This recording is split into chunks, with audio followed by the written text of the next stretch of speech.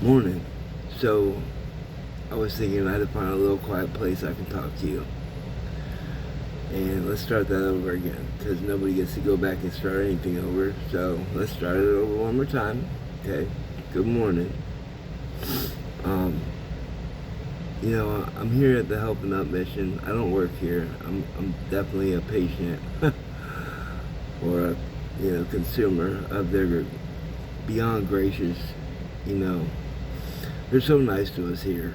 Like, you know, it's hard because I'm thankful more than they'd ever know. But the reality of life is the reality of life. So I never expected to have to pull myself out of a drug addiction to say, oh, well, I like to meet my parents before I die. Like, honestly, these last 4 years threw me for a loop. Okay, so the last 10 years I've been doing a lot of drugs and a lot of crime. Okay, and I'm not bragging about that. I don't think it's cool. Not even when I was doing it did I think it was cool. I was like, man, I'm gonna end up in prison and I'm never gonna be able to find my family. Like, but I had to have drugs, so you know how that goes, right? So it's like, okay, whatever. And then, my mother that adopted me passed away. As I'm in the process of burying her, and I was not handling that well at all. And my birth mom pops up, and I'm like, wow, God, like God gave me something I wanted more than ever, like in a time of crisis. And lose one, gain one. Like, I was like, wow, like God's really working on me, and like, I was having a hard time pulling myself out of the drugs. I never had to lie to my parents about doing drugs because I left what they call home at 15. So I've been on my own since. So, it's been hard. It's been rough. And I've crawled out quite a few times, and I was doing well for myself quite a few times. And, now it's like I'm here at the Helping Up mission.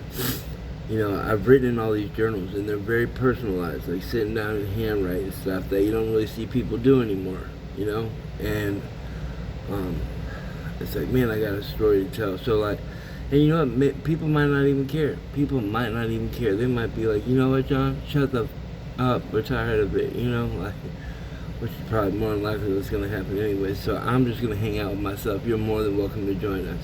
So, I'm trying to process these things in my head. Today affects tomorrow. Tomorrow affects the day after that. So I got to stay positive, think positive, be positive, step right with the right foot, okay? I'm battling mental health. Mental health underneath my addiction was a nightmare. The whole thing across the board. First of all, just me being a drunk for 20 years was not a good look. Although I made a lot of money and I worked hard and I was an honest person, okay? Like, only these last 10 years was I not honest by stealing from stores and shit. Like, other than that, I'm honest to the core. And like, it's not like if anybody asked me, I just didn't get caught. The few times I did get caught, I was like, yep. They're like, is that you on camera? I'm like, phew, look at me go. Yeah, that was definitely me, but can't deny that one. I cheesed the camera, like, I'm like, is that a camera up in there? That can't be a camera. They got cameras in the store? Like, that's this guy. So, I'm trying to work through it. I'm really trying to, do what's best and like get a good positive rapport going with myself as well as others. I try to show love and respect because I want people to know it exists. Even whether they deserve it or not. Like, I give it because they're still a child of God in my book, and I know God's always watching. So, like, with that being said, I heart you, and I heart you both. To my mom and dad, and to my family that adopted me, I love all them too. Oh, let's go. Hearts for everybody. And, so it's frustrating, right? Waking up every day like, damn, man, like I'm still like going through the grind and trying to find my family, and they're just sitting back like, my mom. I kind of feel like my mom was just like, she had a good reason to like jump back at that point. Not that anything bad would have happened to her, but I can't be involved in your life at this time if you got drugs. I'm like, you need an excuse to leave again?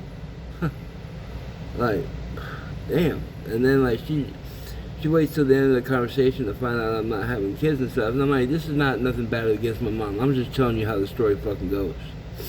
So then, as she's like, exiting stage left, I'm like, hey, did you play any musical instruments by any chance? Now, mind you, I asked her. So had I not asked her, she never would have told me, well, no, but your dad played guitar in a band in Atlanta when he was younger, but don't worry, he's nobody rich and famous.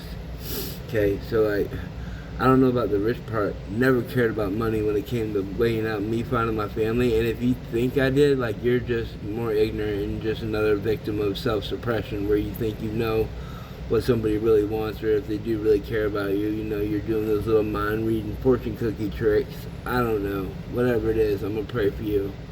And so, hopefully that'll get up and running, and you'll realize, like, I really did give a fuck, like, I got one left fuck right here in my pocket. Okay, here, you can have it. Okay, that you better cherish it. Are you sure before I give it to you? Because it's the last fuck I give. Okay, I'm telling you in the name of the Holy Spirit, this is the last little fuck. But for you, you two can split it. Okay, because that's about where that's at. So, cherish it with love. I'll always be here. I mean, as long as I'm breathing. But as far as giving a fuck, I feel like I have to give it back to you just because it's God's work and God's plan. Like, I'm your child. I'm like, damn, like, I don't have no right to OD and fucking commit suicide like I've been trying all these years and take these people's kid away from them, right? So, like, I feel like I owe it to you, just as a child of God and a firm believer in faith, and I take leaps beyond my fears and insecurities, like, but I'm not that brave. I'm actually petrified, but I just know that, sometimes that's what it takes. It takes that extra jump, that extra step, that extra, well, maybe, or that extra, well, what if, and then, well, if I, and then if why, and then times infinity, right? Tell me about it. So I feel like a busted down little Einstein, and I'm like, you know what? It's crazy because one person represents two family trees. Well, there's one fuck split in two. Boom, and it's not fair, right? Like with either parent to fight over the child, right? Because like the child don't want their parents fighting. So as the parents are fighting, right? The knick-knacking and nabbing and this and that and then this and that and then I win, you win. Meanwhile, the kid's in the background. You see this? This is mom and dad fighting, right? And then this is mom winning, this is dad winning. And then, like, you know what? Nobody's winning in that shit. How about that? So stop all that, okay? Just stop. Because nobody's winning in that shit. And I don't want that, right? So I deal with these fears of, as I move forward to try to find my family. Maybe people are right. I am being selfish by trying to find my mom and dad. Maybe I am disrupting the lives that they've made without me because they've moved on and I haven't. And, like, I can't blame them for that, right? So, like, maybe that's something I need to deal with on my inner self, but I don't know. I know, but I don't know. I know that, like, I'm full of love and respect, and that's all I have to give and offer. Like, I am broke, so, like, why would I be looking for money? Like, I've seen what people with money do. They use it and abuse you and think that because they have it and you don't, they can just treat you like shit. So I'm really good on all that, thanks. Whew. Luckily, I've been broke most of my life and worked hard to be that and paid a fortune to be that. So that worked out well, right? That felt good. And, so, more importantly, though, I want to talk about the fact that, like, I don't blame my parents for nothing other than not knowing how much I love them. And that's real shit. Like, this is not, like, it's never been fuck my family that I never knew. Never, not once, not a day. Not a day. Out of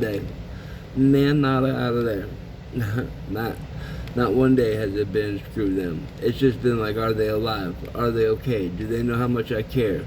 Do they know that I did have dreams for maybe one day being able to come home and stay? Not just for a quick visit or like a fad because it's cool because you're bored on a Saturday. Maybe you'll entertain the fact that I was your child and then, like, the glitz and glamour wears off and then, oh, okay, well, it's time for you to go, bye. Like, I'm not into that either. So, like, honestly, like, I just feel more cheated because of how much I've invested. But that's all right. You can never love somebody too much. And that's where I'm at, and I'm working on that. And you know, I feel like I just want love to just wrap it in a blanket, and you know, all my prayers protect it. Like, I've always pictured like feathers floating underneath a moon over a hill in the wind, and like it's where my prayers haven't fallen all the way. They're just not where they need to be, right? So like it's like beautiful white feathers floating over a mound that's lit up from the moon. I should probably do that as a picture. That'd be cool. I could try to paint that. That's simple and fair enough. I think that'd be good. Anyways, we're, you know, so I've gone through a lot with this adoption thing, and you know, I didn't vibe 100% with the family that adopted me, obviously, because they kept putting me in mental institutions, and that's unfortunate. But you know, they're doing the best because like that's their idea of the best. You know, why try to talk to them? Because then they can only force me to go so far with that. Because for me to face my demons, you have to face yours. Okay, well, to face my angels, you have to face yours. So, like, hopefully our angels are going to help us get through this, because love is powerful and so is respect, and that's all I have to give. That's all I want. And I want it to be mutual. Matter of fact, not even. I want it to be on my parents' behalf before my own. Meaning, like, I want them both to know that they are loved and respected no matter what. Please don't abuse it. You know what I'm saying? Like, and as we go forward, like, you can steer the boat. You guys are my parents. The parents, you know, like, I'm still your kid. Like, I may be 47 years old, but, like, I'm still your fucking kid. I don't know. You know, like, maybe I'm crazy. You know, like, you know, like, here's a free t-shirt. Fuck. Some of the shit that goes through my head, I really have to pray. And I pray a lot. So, I just thought I'd share that with you guys. Anywho, I hope you have a great day. I love you. Spread love, not war. And I'll talk to y'all later.